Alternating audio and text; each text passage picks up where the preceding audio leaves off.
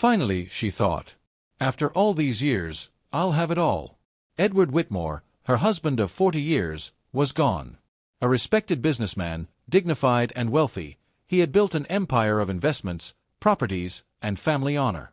Margaret, though draped in widow's black, felt more anticipation than sorrow. She imagined herself redecorating the estate, hosting lavish parties, traveling the world with the kind of freedom she had always craved. The lawyer, Thomas Avery, cleared his throat. He was a tall man with salt-and-pepper hair and an expression that betrayed neither joy nor sorrow.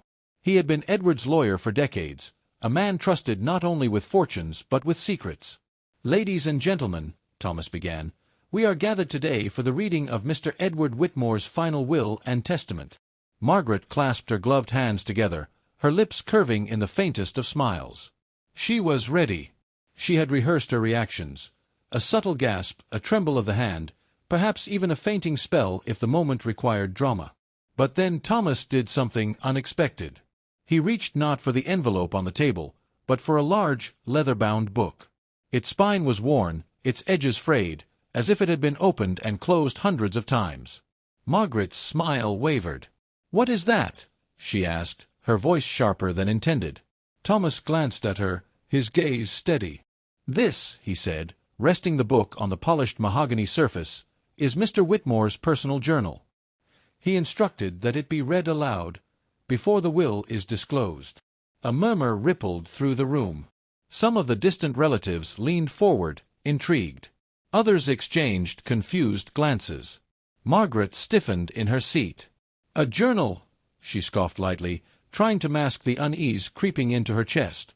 Surely Edward didn't mean for private ramblings to be aired here. Thomas's eyes narrowed slightly. "His instructions were very clear, Mrs. Whitmore." He opened the book. The faint crack of its spine echoed in the tense silence. Then, in a calm, measured voice, Thomas began to read. March 12th. "Tonight I learned the truth. Margaret was not at her sister's, as she claimed. She was with another man. A man she calls her Escape. For years I suspected, but tonight I held the proof in my hands. A hotel receipt. My wife has betrayed me." The words seemed to hang in the air like smoke. Margaret's blood ran cold. A flush crept up her neck. "That's nonsense," she snapped, but her voice cracked. Edward was a sick man. He must have been confused. But Thomas continued, unbothered by her protest. April 2nd. "She thinks I am too frail to notice her whispered phone calls, too blind to see the late-night glances at her watch as she waits for him. How foolish she must think of me. My body may weaken, but my mind is sharper than ever." Gasps rose around the room. The relatives leaned closer, their eyes darting between the widow and the journal. Margaret gripped the armrests of her chair, her nails digging into the fabric. "This is absurd. Edward would never—" "Please, Mrs. Whitmore," Thomas interrupted firmly. "You will have the chance to speak. For now, I am carrying out Mr. Whitmore's final wish." And with that, he turned the page, his voice slicing through the silence like a blade. Margaret felt the room tilt around her. What should have been her grand moment of triumph had twisted into something else entirely, a nightmare unraveling word by word. Thomas turned another page, his calm, deliberate tone filling the air. May 6th. "She laughs at me when she thinks I cannot hear. To her friends, I am the old fool, the fragile husband she must endure until the money is hers. She does not know that I sit awake long into the night, writing, recording, preserving every detail. One day, these words will speak louder than her lies." The room fell into stunned silence. The only sound was the scratching of Margaret's fingernails against the wooden armrest. Across from her, a young cousin whispered, "My God," before quickly silencing himself. Margaret forced a brittle laugh. "Really, Thomas, are we to take this melodrama as fact? My husband adored me. Everyone here knows it." But her words felt hollow, even to herself. She could see the doubt creeping into the faces around her. Thomas didn't look at her. He simply turned the page. July 19th. "I followed her today.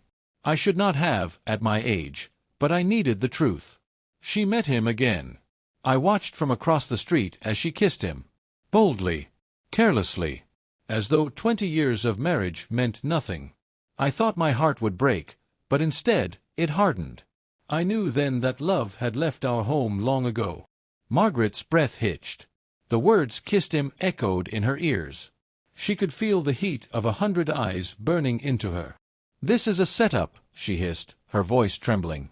Edward was manipulated. Someone must have planted these ideas in his mind. But Thomas ignored her again, his expression stern, his voice unwavering. August 2nd. She tells her lover that she wishes I would just hurry up and die. I was standing by the door when she said it, though she believed me asleep. Her words did not kill me, though perhaps they should have. Instead, they gave me strength. Strength to plan, to ensure she would never profit from her cruelty. A sharp gasp escaped from someone in the crowd. One of Margaret's so-called friends covered her mouth in horror. Margaret lurched forward in her chair. "Enough!" she shouted, her composure shattering. Her voice, shrill and panicked, reverberated through the room. "This circus has gone far enough. I demand the will be read this instant." But Thomas's eyes narrowed, and his voice grew colder. "Mrs. Whitmore, your husband made it clear. The journal must be read in its entirety before his will is revealed. You may not silence him now, not when he ensured his truth would live on." Margaret froze. For the first time, she realized the nightmare was only beginning. Every page of that book was another dagger, each entry a weapon aimed straight at her. And Thomas was determined to wield them all. The heavy chandelier above flickered, casting trembling shadows across the room. Margaret felt as though every light in the house had conspired against her, spotlighting her shame. Thomas turned another page, his voice steady and merciless. September 15th. She sold the necklace my mother left me.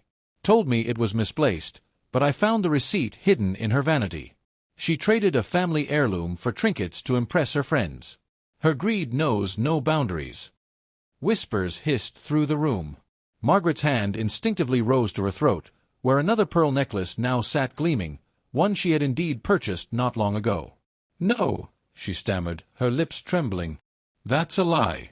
I would never." But her protest sounded hollow. Those who knew Edward's devotion to his late mother glanced at her with disgust. Thomas turned the page without a pause. October 1st. I overheard her telling her lover she despises the sound of my breathing. That she counts the days until she can stand at my grave, finally free. I once dreamed she would weep for me. Now I know her tears will be for her own vanity, for the fortune she believes awaits her. Margaret's composure cracked. "Stop it!" she screamed, leaping to her feet. Her chair scraped across the floor with a shriek. "This is slander.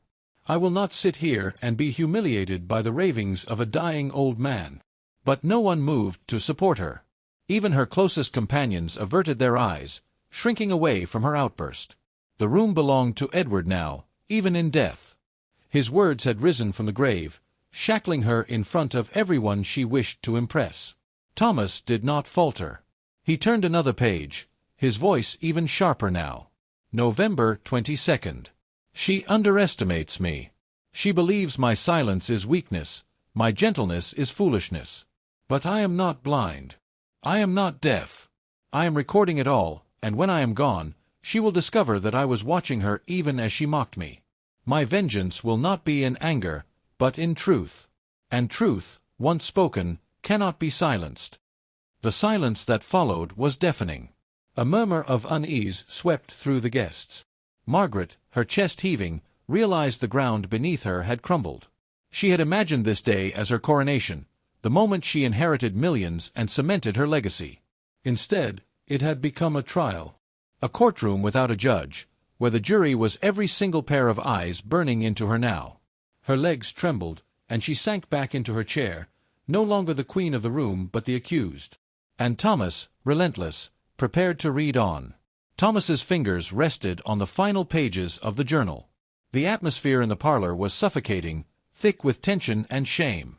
No one whispered anymore. No one even dared to breathe too loudly. Margaret sat rigid in her chair, her face pale beneath her veil, her once perfect posture reduced to a hunched, trembling figure. The pearls at her throat seemed to choke her now. Thomas cleared his throat, his voice echoing in the silence. December 31st. Tonight, I write my final entry. My body is tired, my breath shorter each day. But my mind is at peace. For I have crafted the justice Margaret never expected. Tomorrow, she will believe she is a widow soon to be rich. But she will find herself exposed, stripped of her lies. My fortune will not go to the woman who wished me dead, but to the one who showed me kindness when the world turned cold. The guests stirred, their curiosity sharp as knives. Margaret's head snapped toward Thomas. Her lips parted, trembling with panic. "What is this?" she demanded, her voice breaking. "What do you mean not to me? Who else could it possibly?"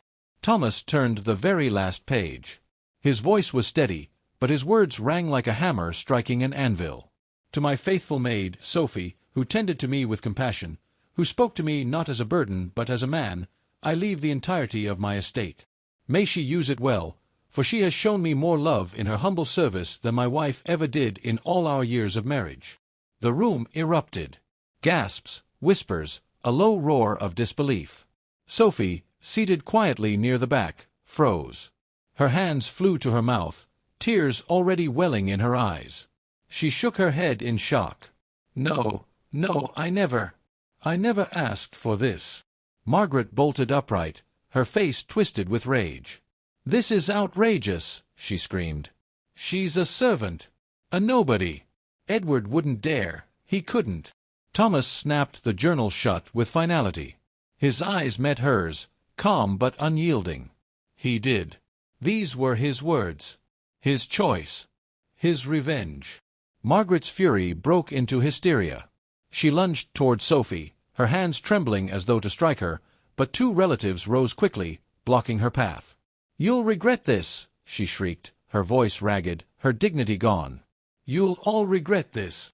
That money is mine. It was always meant to be mine." But the faces staring back at her were not sympathetic. They were cold, judging, disgusted. Her empire of appearances had collapsed in one devastating blow. Sophie wept silently, still unable to believe the fortune now resting on her shoulders. She had only ever offered Edward kindness, a warm meal, a gentle word, a listening ear. And now, in the strangest twist of fate, she was his chosen heir. Margaret stumbled back, her cries echoing off the marble walls. For the first time in her life, she was not the admired wife of a wealthy man. She was the widow who had been exposed, disgraced, and left with nothing. And Edward, even in death, had won. The grand parlor slowly emptied. Guests who had arrived to console the wealthy widow now avoided her gaze, whispering behind gloved hands as they departed. The once proud Margaret sat slumped in her chair, her black veil damp with sweat, her eyes wild with disbelief. Sophie remained frozen near the back, her hands clasped tightly together. The weight of Edward's estate felt like a storm cloud pressing down on her. She had never dreamed of riches. Her heart had only ever sought simple peace. Thomas closed the journal and placed it carefully on the table. "The will is clear," he said quietly, his words carrying the weight of finality. "The estate, the accounts, the properties, all are now legally transferred to Miss Sophie Bennet." Margaret's head snapped up, her voice hoarse from screaming. "You can't do this. She manipulated him. She poisoned his mind against me. I'll take this to court. I'll have it overturned." Thomas regarded her calmly, his eyes sharp. "Mr. Whitmore anticipated you would say that. He ensured every entry, every page, was notarized and witnessed. His mind was sound. His intent was undeniable.